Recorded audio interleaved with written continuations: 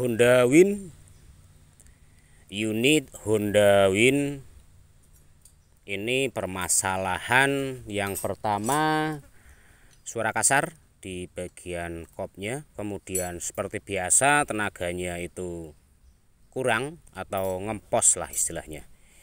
Ini saya lakukan tahap pembongkaran, kemudian pengecekan di bagian kompresi seperti biasa. Karena untuk bagian karbu nanti belakangan, karena motor ini sudah suaranya kasar, kemudian tidak bertenaga, kurang lebih seperti itu.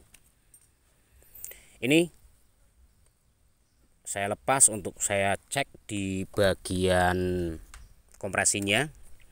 Biasanya umumnya itu pada bocor di bagian klepnya, di bagian kompresinya, baik yang in maupun yang X. Nah, sudah kelihatan kalau basah seperti ini di bagian ruang pembakaran itu pasti seal klepnya bocor atau aus.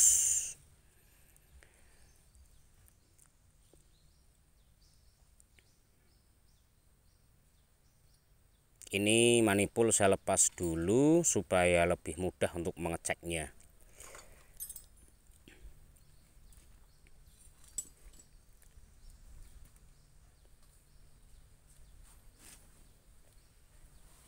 Kemudian seperti biasa, posisikan dulu nokon di top atau pada posisi bebas seperti ini supaya klepnya itu tidak menahan. Intinya klepnya itu menutup secara sempurna ya, walaupun nanti terjadi kebocoran misalkan. Intinya nokennya posisikan di top atau posisi bebas. Nah, goyang kanan kiri seperti ini.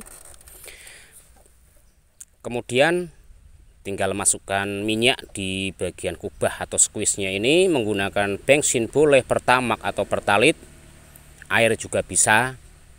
Kalau saya pakai BBM seperti ini, kemudian semprotkan dari lubang in atau lubang X-nya dulu untuk mengetahui apakah kompresinya itu mengalami kebocoran. Nah, kurang lebih seperti ini. Ada kebocoran di klep in, namun tidak begitu parah ya, tetapi ini tetap bocor kompresinya. Kemudian untuk yang klep X apakah sama? Wih, ini lebih bocor parah ini untuk yang klep X nya. Jadi usahakan untuk pengecekannya itu langsung di bagian kubah atau squeeze nya, jangan dimasukkan langsung melalui lubang X ini, disiram pakai minyak atau apalah. Kemudian pengecekan di bagian nokon as, pengecekan di bagian nokon as dan pelatuk klepnya. Tujuannya untuk mengetahui apakah nokon asnya atau pelatuk klepnya itu mengalami aus. Kalau misalkan mengalami aus ya berarti kemungkinan besar pernah kekurangan oli atau kehabisan oli, intinya seperti itu. Bisa juga dari sirkulasi pompa oli yang tidak lancar. Nah, ini indikasi luka ya di bagian templarnya ini. Nah, bentar saya fokuskan dulu, saya cari lap. Nah, ini di bagian tapak pelatuknya atau templarnya itu luka. Nah, seperti ini otomatis mesinnya itu kasar saat langsam maupun saat RPM menengah ke atas. Nah, ini indikasi pernah kekurangan oli atau kehabisan oli, bisa juga karena pompa oli yang sudah tidak lancar sirkulasinya. Kemudian untuk yang X-nya apakah juga sama mengalami kerusakan atau aus di bagian pelatuk klepnya? Biasanya dua-duanya sama, ini lebih parah malahan untuk yang X-nya. Nah, ini yang menyebabkan suara itu kasar. Biasanya kasar saat RPM langsam atau intinya kasar lah, baik gas bawah, tengah atau atas loh. Nah, ini parah. Ini bisa diakali dengan cara digerinda atau diamplas. Setelah digerinda diamplas. Kemudian untuk nokon as saya cek. Untuk nokon asnya, untuk nokon as untuk noken asnya juga rada tergerus ya. Nah, untuk bagian liftnya itu juga rusak. Kalau noken as ya harus ganti, tidak bisa diakali atau digerinda lah. Bisa juga dilas, namun saya tidak memiliki alat untuk memapasnya ya. Nah, ini ada kerusakan di bagian pinggang liftnya. Nah, ini di bagian durasi liftnya. Nah, ada kerusakan. Jadi ini akibat dari kekurangan oli atau sirkulasi pompa olinya itu tidak lancar masuk ke bagian silinder headnya. Jadi yang dikorbankan ya pertama noken as, kemudian pelatuk klep. Biasanya walaupun klepnya itu sudah di setel beberapa hari, nanti bunyi lagi seperti itu karena aus tergores karena sirkulasi oli tidak lancar. Untuk bearing tidak masalah. Oke, tahap selanjutnya nanti saya bersihkan di bagian dalam ini, kemudian ini saya coba lagi tanpa noken as, apakah sama mengalami kebocoran juga. Takutnya nanti itu masih ada noken asnya, misalkan ada yang berprasangka seperti itu. Ini tanpa noken as. Nah, sama masih bocor di bagian X-nya. Kemudian in-nya. Untuk in ini harus pakai kompresor ya, tekanan tinggi. Aduh, anginnya habis. Bentar, anginnya kompresornya habis. Intinya ini dilakukan syukur ulang untuk klep in dan X. Kemudian seal klep saya ganti karena di bagian kubah atau squeeze-nya itu penuh dengan oli. Itu indikasi bahwa seal klep itu mengalami kerusakan. Kemudian lanjut ke tahap membersihkan di bagian kubah atau squeeze-nya ya. Saya dengan menggunakan gerinda mini dengan bekas kawat rem atau kabel kopling, kurang lebih seperti ini.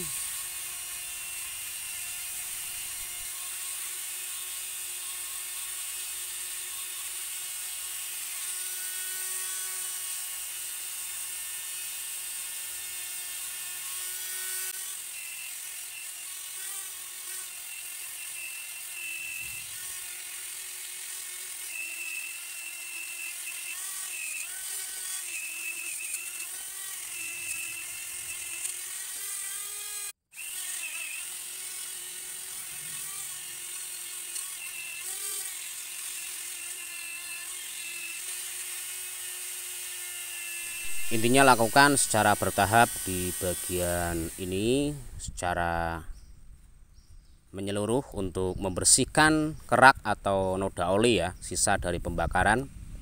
Nanti saya bersihkan secara total di bagian headnya. Intinya tetap lakukan secara telaten atau secara teliti lah untuk mendapatkan hasil yang maksimal, kurang lebih seperti itu. Kemudian ini contoh apabila seal klep itu sudah rusak atau aus ya. Nah, seperti ini di bagian batang klepnya itu ada oli. Oli itu merembes atau masuk melalui celah-celah seal klep, kemudian masuk ke bagian batang klep. Kemudian untuk ini untuk bos klepnya longgar, oblak banget untuk bos klep bagian X. Ini harus dilakukan penggantian pada bos klep karena kalau ini tetap dipakai itu ada suara gejala nanti ngiclik ketika mesin panas atau RPM tertentu. Nah, ini ya, ini seal klep aus, nanti saya ganti. Nah, ini loh, nah itu o-ringnya lepas, o-ring seal klepnya itu lepas, jadi otomatis oli itu merembes ya melalui batang klep yang masuk dari bos klepnya. Nah, itu seal klepnya wajib dilakukan penggantian. Caranya untuk mengetahui kelonggaran bos klep itu ya digoyang kanan kiri. Kemudian untuk yang in, apakah sama? Nah, ini pengecekan di bagian, nah sama ya, di bagian seal klepnya itu mengalami kerusakan juga. Penggantian biasanya satu set. Kalau saya penggantian tetap satu set untuk seal klep ini karena mengingat tempatnya itu di dalam. Sama ini untuk klep in mengalami kelonggaran cukup parah. Nah, ini oblak kanan kiri seperti ini. Ini indikasi suara kasar. Kemudian tapaknya itu tidak rata karena terjadi goyang ya. Untuk seal klepnya juga sama mengalami kerusakan ini. Untuk o-ringnya atau begasnya itu semacam kayak pernya itu rusak itu.